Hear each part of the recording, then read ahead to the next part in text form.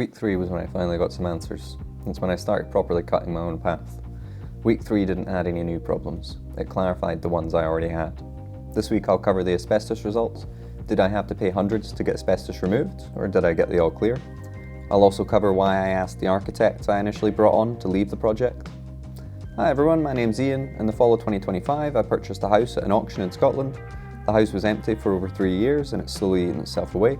I've never renovated a property before, I'm not completely clueless, but I do have a lot to learn. If you like what's going on, hit like and consider subscribing to watch it all unfold. Alright, let's go. I'd decided to go for a thorough renovation and demolition survey. I'd looked up some local companies in the previous week and gotten some quotes from them, so I knew who I wanted to conduct the inspection and I knew their price. I contacted the guys, scheduled the inspection, and they came out in about 48 hours. The guys came out nice and early. They were good crack. It was really nice to meet them and chat away, have some company at the house was really lovely. It didn't take them long though. They got their samples and they were away within a couple of hours. Then I just had to wait. Waiting in the uncertainty was quite challenging. I had so much I needed to do and so much I wanted to get going with, but I did just have to be patient. Then the results came.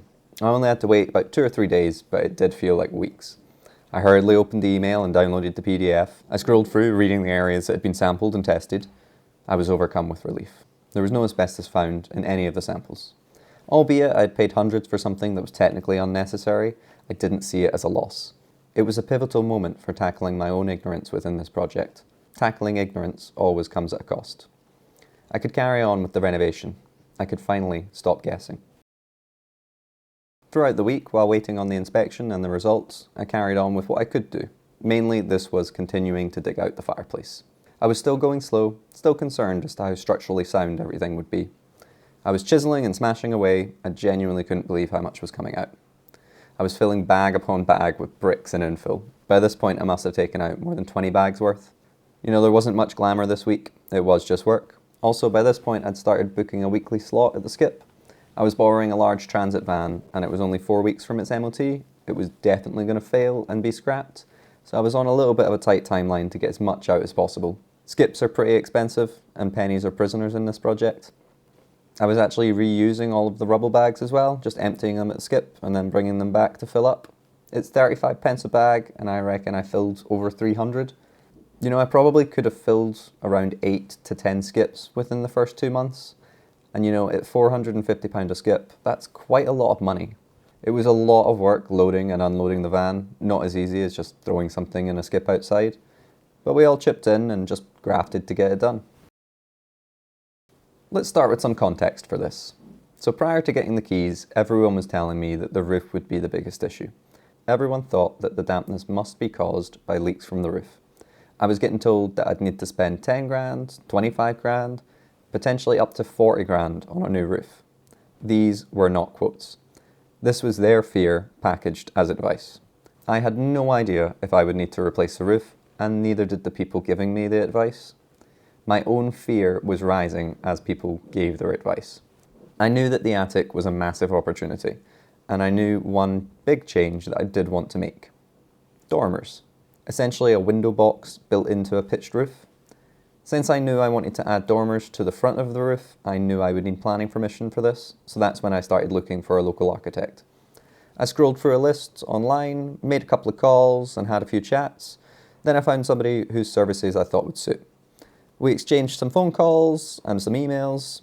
He offered a service that I was quite interested in, which was a feasibility study. There's other internal changes I would like to make, and there's a potential opportunity to extend in years to come. So I thought, let's get some expert advice as to what I could actually do with the property. Things went back and forth, and then I approved his quote and scheduled him to come measure up. It was upon our first meeting that doubts arose. It changed everything. I must say that by the time the architect came to measure up, I had grown a fair bit and I was in a bit of a different place from when we first spoke. As we walked around and chatted, I genuinely just could not shake the feeling that I was getting spoken down to. Most of the ways he explained things and communicated with me, I did just feel condescended to. As we walked around, I mentioned how I wanted to do this and to do that and would be managing and doing quite a lot of the renovation myself. He very much made me feel like an idiot for even suggesting that I would be capable of doing something. Most of my suggestions were shut down in quite a dismissal manner. He conducted the rest of the measure up and went on his way. I was left feeling completely and utterly demoralised. I felt like I had bitten off more than I could chew. I had now partnered with someone who had no respect for me and gave me an overwhelming feeling of pump and dump. Probably something nice to put on their portfolio, but they didn't really have any regards for me or my vision. What could I do? I had approved their quote in writing. Enter Uncle Dexter, my hard-working, no bullshit, stand up for yourself, assertive uncle. He asked how I got on with the architect. I explained how things went and how I was left feeling instantly. You want me to speak to him? No. Ian, you need to get this sorted. If you don't want him on the project or you don't like how he's treating you, get it sorted. So there it was, the second time in the first month. Pulled up my boots, put my shoulders back, lifted my head, and took responsibility. I emailed the architect explaining that I didn't think we'd hit it off on the right foot and that we potentially weren't a good fit together. He gave me an out, while simultaneously trying to pass me off to another architect. I took the out. He emailed me back a thumbs up, and I was free from using him and his services. This decision didn't come from a place of blame. It came from us being disaligned. This decision changed how I saw myself within the project. This was another huge week for my own personal growth. I was still majorly overwhelmed and stress levels were through the roof, but I was also filled with relief. I could sleep a little bit easier at night. No one had been put at risk, there was no asbestos. My confidence had grown and my self-doubt had shrunk a little bit. I was moving toward a place where I stopped asking for permission and just started doing. I was in a little bit of a slightly deeper hole though. I hadn't really inspected the roof yet, and I was unsure if I would be able to get planning permission before potentially having to replace the roof. Obviously, adding dormers while doing a new roof would be so much cheaper than if you were to add a new roof and then retrofit the dormers. The roof inspection was upcoming, and I was also just about to strip back the attic, so I was hoping that I'd be able to keep the roof up while I pursued planning permission. I would have to come up with my own plans though, and also find out what I wanted to do with this property long term. Very exciting, yes, but with self-doubt comes the notion that your ideas are worthless. At the end of the week, I'll be honest, I was still feeling very demoralised and apprehensive as to whether I could actually do this project. I was beating myself up for the mess I felt I was in. The ruminating thoughts that week were, I wish I could just take the money and run, to quote a famous Scottish singer-songwriter.